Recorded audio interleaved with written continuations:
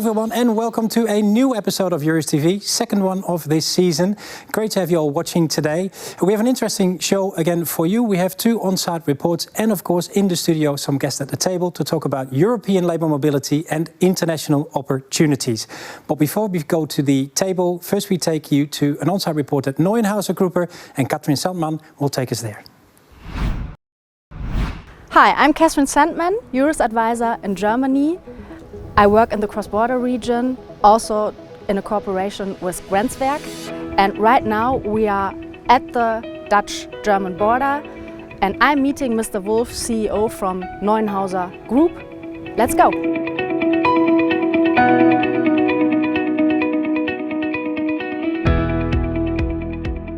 My name is Lutz Wolf. I'm the CEO of the Neuenhauser Group, a group of company operating in various fields of mechanical engineering and plant construction, based here in the wonderful small town of Neuenhaus, right by the Dutch border. Where does the group operate in Europe? Well, with our close to 3,000 employees, we do operate, as I said, mainly out of Germany. We do have other production sites in Italy, as well as in Hungary and the Czech Republic. Our sales reach goes global. How many nationalities do you employ? Well, within the Neuenhauser Group, we roughly have 30 different nationalities amongst our employees. I think that's quite a significant number. How do you recruit your staff and in which sectors you're currently searching for staff? We do use social media, we use the well-known online portals. We do use an active search via our network or even via consultants. We also encourage our own staff who we have on board already to talk to their friends, family, neighbors and promote Neuenhauser amongst themselves. We actually also use the help of EURES. We do work with the EURES website. What open positions do we have? Of course, engineers are always welcome, but also the the so-called new technologies in the area of IT and digitalization. So if you are in one of these fields, come and go on neuenhauser.de, apply for your job. And what makes you an attractive employer? Well, we do have the ability to get people to develop themselves on their career paths. I think Neuenhauser is an attractive employer as far as our benefit setup and especially our company culture is concerned. But then also I think, especially here in Neuenhaus, we do live in a quite nice part of Germany. We have the Dutch friends just a few kilometers across the border.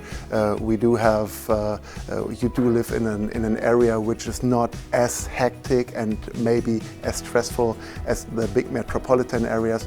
So if you want to grow your family, if you want to calm down once you leave your workplace, it's quite a nice area to live at. Now, thank you, Mr. Wolf. And I have one last question.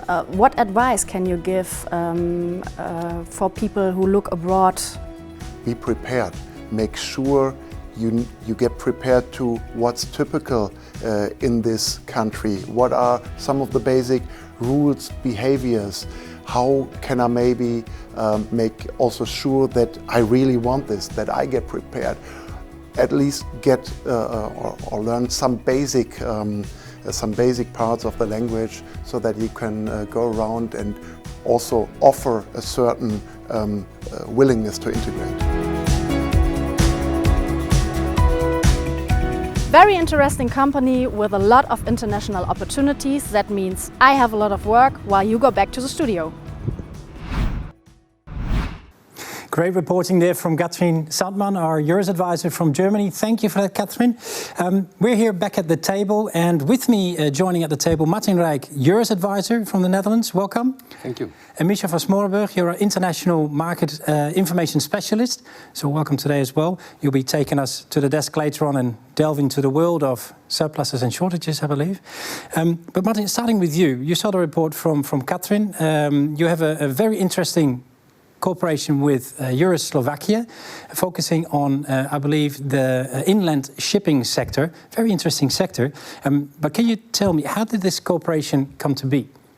Yes, a colleague within the PES who is active in inland navigation, she brought us in contact with the Wereld van de Binnenvaart. It's a platform for employers in inland navigation.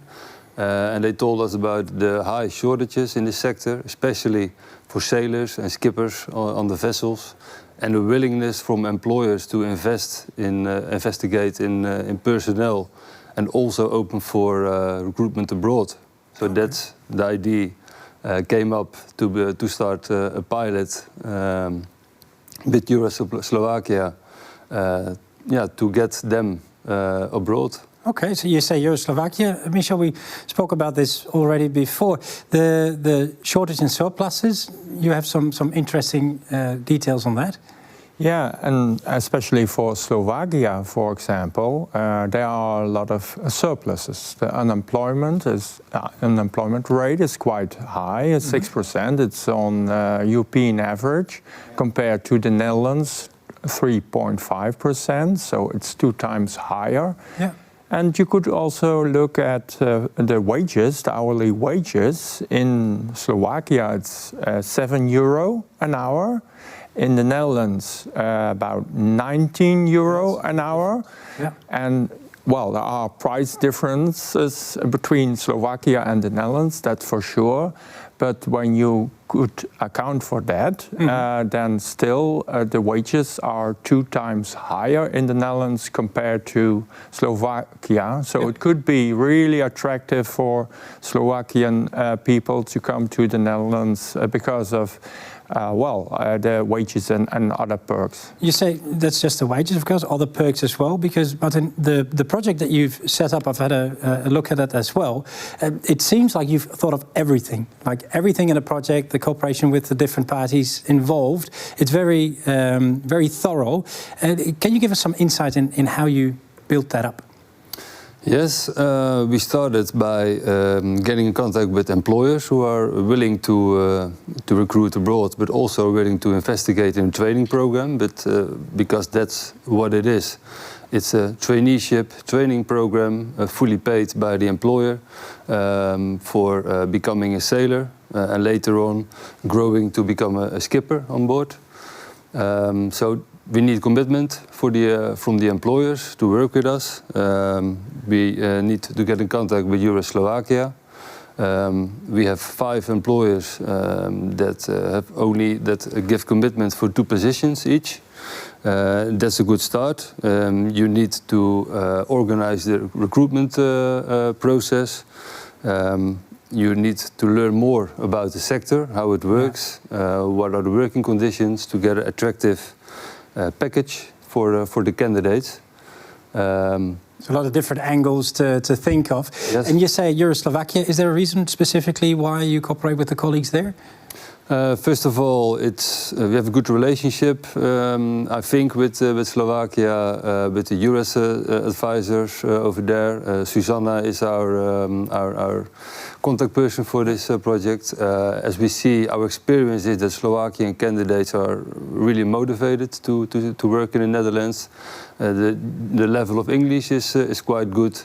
You have the Donau in Slovakia, so they have experience with inland navigation.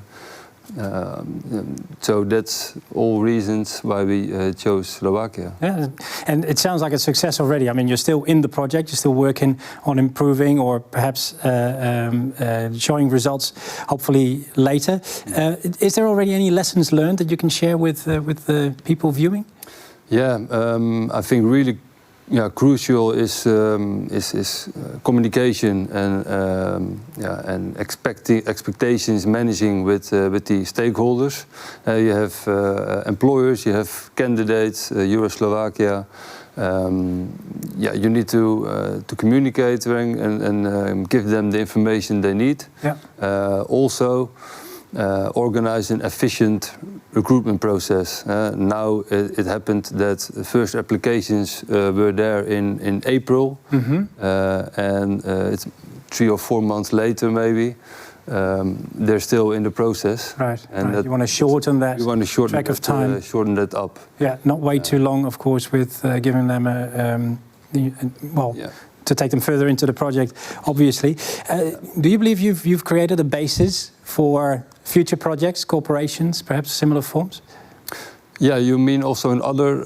perhaps, different countries? I think so, because we are really always looking for a project with education, working education. This is a program that the candidates start learning and working from day one. Yeah. And I think that's really, really interesting. Definitely, it's a great example that you can then show, of course, that you've achieved now with Slovakia. Well done, Martin. Great job on the cooperation, of course, and excellent work for the colleagues in Slovakia as well. So thank you for sharing that information. I'd like to keep in touch with you, curious about the results in the end. And thank you, of course, for sharing your project with us. Thank you for that. Michel, of course, Europe is not just one labour market, but many different ones. You will talk to us a little bit more about that. For that, Michel will actually go to our desk and show you some insights in the European labour market, and of course some interesting information about shortages and surpluses. So let's go to the desk. Thank you, Kevin. I'm really glad to provide this presentation about the skill shortages in the Netherlands and recruitment abroad. First, let me introduce myself a bit. My name is Michel van Smoorenburg. I work for the Public Employment Service, UWV, Department Labour Market Information and Advice. And my personal focus, is an international one. So I'm focusing on international topics like migration, for example, all kinds of international comparisons. So I'm prepared to give this presentation. I'd like to go to the first slide. And this is about the tightness in Europe on the labour market. And as the graph shows, you see 10 different countries, the major countries in Europe. And Germany on top with a very tight labour market, Czechia, Netherlands on the third place. And these three countries all have a ratio above 1. And this ratio means the number of vacancies compared to the number of unemployed persons. So the higher the ratio, the tighter the labour market. On the other side of the range, you see Slovakia and Spain. And these are countries with a very slack labour market. For example, Spain with 20 times as much unemployed people compared to the number of vacancies. So it's a very slack labour market. But be aware of regional differences in Spain and Italy, because there are tight regions and slack regions in these countries. In total, we did research for 26 countries, European countries, and 21 of them, there was an increase in the tightness, and only a few countries it decreased, like the Czech Republic. And what could be the reasons for this tightening labour market? Well, it differs a bit. For example, Germany, there was hardly an economic growth in Germany since 2019. But anyway, there was a tight labour market and a tightening labour market, and that was because of demographic factors, because the working age population is decreasing. In the Netherlands, on the other hand, we had a fast-growing economy, a rapid recovery after COVID, a higher sickness rate, much job mobility. And that were reasons why the labour market was tightening very rapidly. Then I go over to the next slide. And this is a research project in the Netherlands in which we ask employers if they recruit people from abroad. In total, this is 6%. And well, it can depend a bit on the sector, and there are some sectors where it's lower, other sectors it's higher. And for employers with hard-to-fill vacancies, it's not 6%, but 9%. So employers who have to deal with a tight labor market, they are more willing to recruit staff abroad. Then I go to the next slide, and this is another project, a research project. It's from the ELA, European Labour Authority, and it's very thorough, 29 countries, a lot of occupations. And the main result here is that there is a similarity both in shortage occupations as well as in surplus occupations. And despite this, there are also a lot of combinations where there is a shortage in one country and a surplus in another country. So maybe job mobility could solve that problem in both countries, so you have a win-win situation. We made an additional report and analysis of this research. And well, I must say we had a lot of publicity with this research in the Netherlands. We even were on national TV on prime time. So, well, we are a bit proud of this.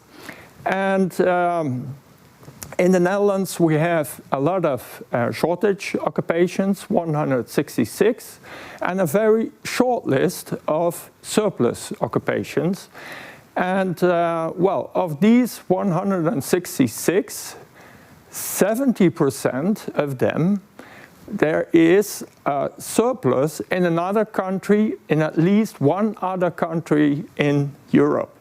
So that's a striking result, you could say. So there are a lot of opportunities to solve the tight labor market in the Netherlands with labor supply in other countries.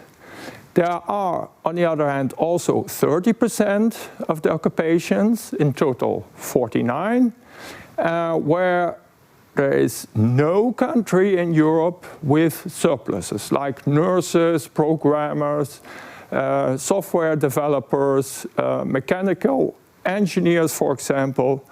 And so in these cases, you have to recruit outside Europe maybe, or you have to try to attract people in another country by offering a high salary and perks to attract them and come over and work in the Netherlands. So this was my presentation. Thanks a lot. And well, I'd like to give the floor to Kevin again. Thank you. Thank you, Michel. Very interesting information, and hopefully giving our viewers some extra new insights in the European labour market, not just the Dutch, of course.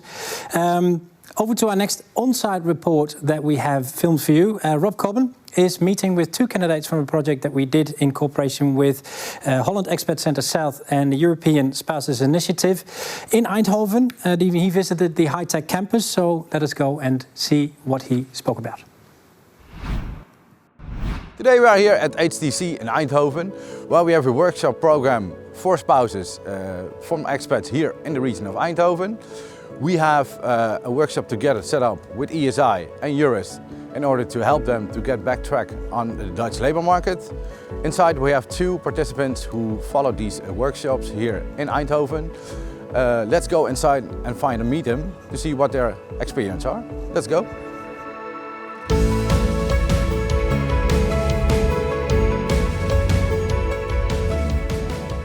When I first came to the Netherlands, they told me that Eindhoven is like the Silicon Valley of Netherlands. It has a lot of technical companies. It's the home of Philips. I'm a marketeer.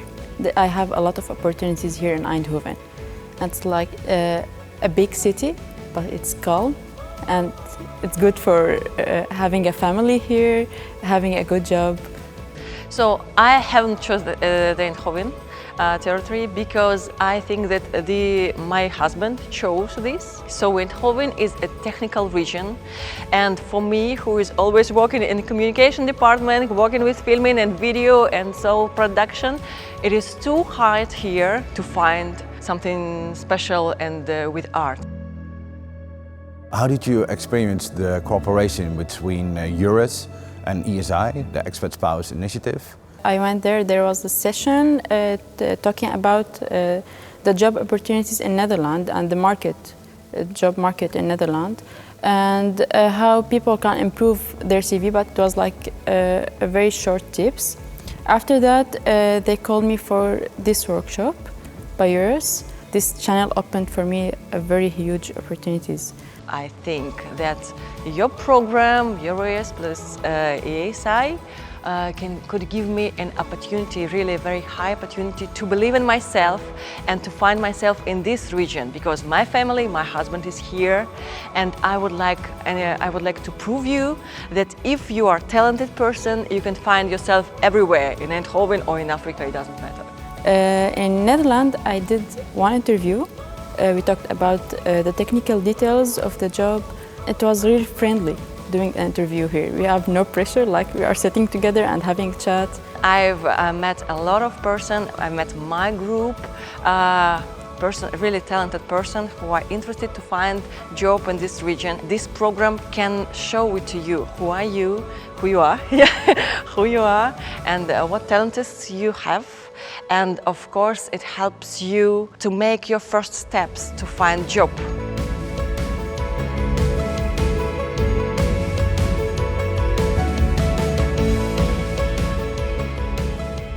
After doing this workshop and improving my CV and applying for the vacancies, I managed to get a job on this company as a global marketing specialist. Wow, yeah. Well done. And global marketing also was my dream job, because I'm coming from product marketing specialist background and I want to do a global marketing.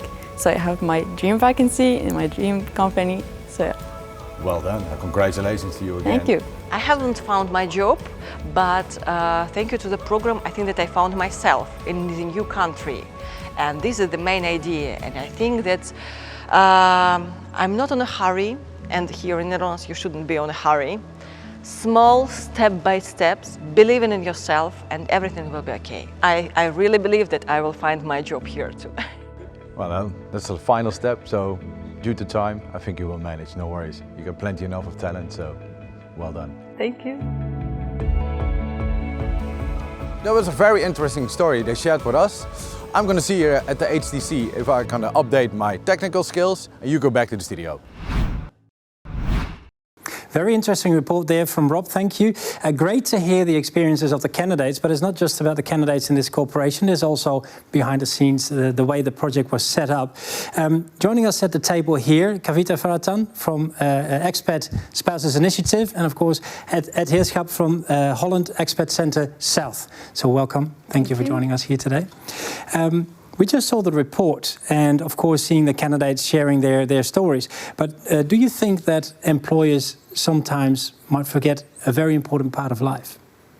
We do believe so. We do believe that employers of international talent sometimes forget the family, because we do believe that migration is a family strategy that has an impact on every part of every member of the family.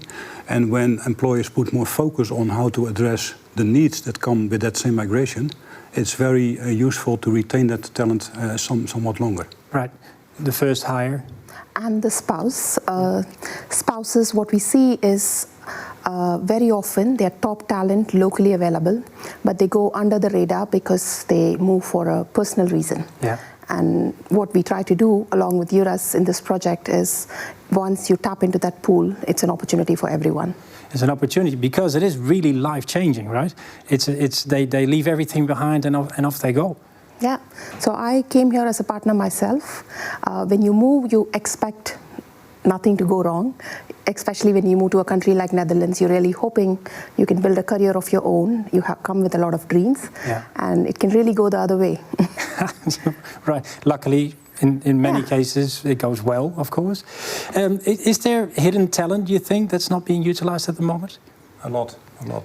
As Kavitha stated, that talent goes under the radar. There is no real conversation with the employer of the first hire.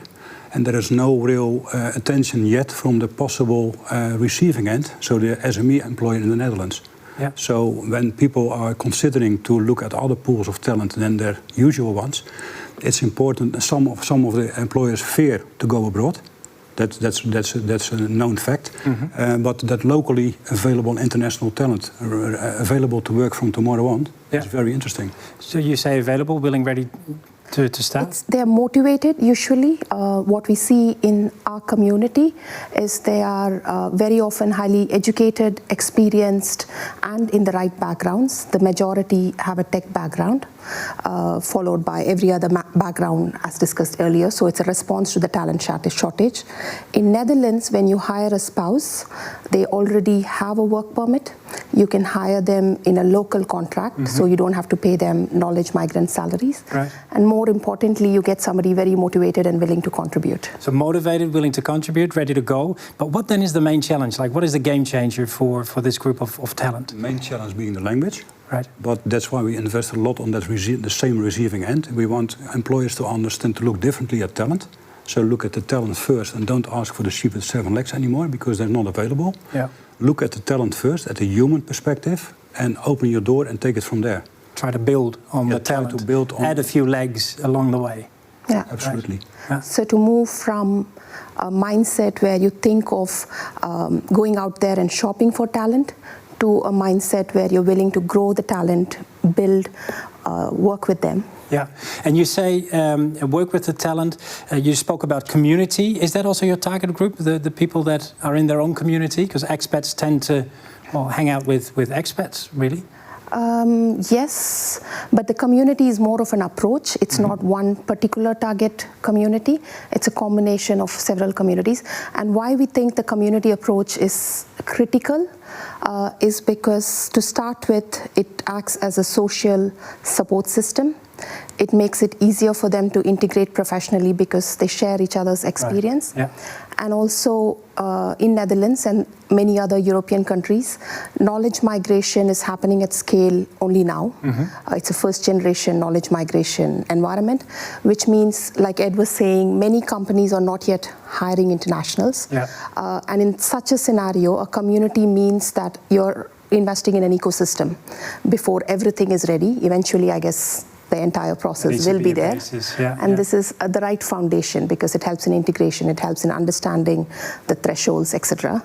And it also means sometimes you need to, not just as a candidate, but as an employer as well, step out of your comfort zone and open your doors and your mind to perhaps a candidate you didn't think of before. Yeah. Exactly. It all starts with awareness and understanding. All the challenges that people face, leaving everything behind from every part of the world and start from scratch. If they start to understand the employers, there will be a certain level of empathy. Right. And only if there's empathy, you can call for action. You will do more than what you're used to. Very often what you see is you come from a different place, you're used to a different way of applying, reaching out. We see a lot that people are sitting behind their laptops, sending hundreds of applications, getting the same response or no response, but still they don't necessarily know what else can you do. So a community also means it encourages you to step out of your comfort zone, like you said, and network, connect, learn, and do what it takes to thrive in this environment. It's some good advice, really. I was going to ask you, do you have any advice? Anything that you can still give to our viewers right now that they can implement as we speak? Like this you can change and that will increase work together. Chances. If you want to create a strategy for working with internationals or understanding international needs, co-create. So work together with each other and try to understand what kind of solutions or interventions might be useful. Okay, work together. I think that's a good note to end on. Thank you so much, Kavitha and Ed, for coming to our studio. Very interesting cooperation you have there. And a great effort, of course, to everybody involved in this project. As we look at the cooperation EURES has, of course, in the Netherlands, it's with different organizations, different expat centers, but I believe this example shows you how proactive you can implement already this strategy. It almost brings us to the end of the second episode of this year. I know it goes quite fast, but actually looking forward to the next one. First, I would like to say thanks to everybody that joined us here in the studio. At Kavitha, thank you so much. And of course, before Martin and Michel here at the table and at the desk with us, and of course the candidates and the colleagues that joined us in the different on-site reports. EURES is, of course, represented throughout the European Union. If you are looking for any advice and information and support, there is a EURES advisor near you in any of the EU member states. Join us again, hopefully for our next episode, airing on the 7th of December. And there we will delve into the world of seasonal jobs and, of course, the different opportunities you can find in Europe. So hopefully see you then or somewhere else in Europe sometime soon. Thank you.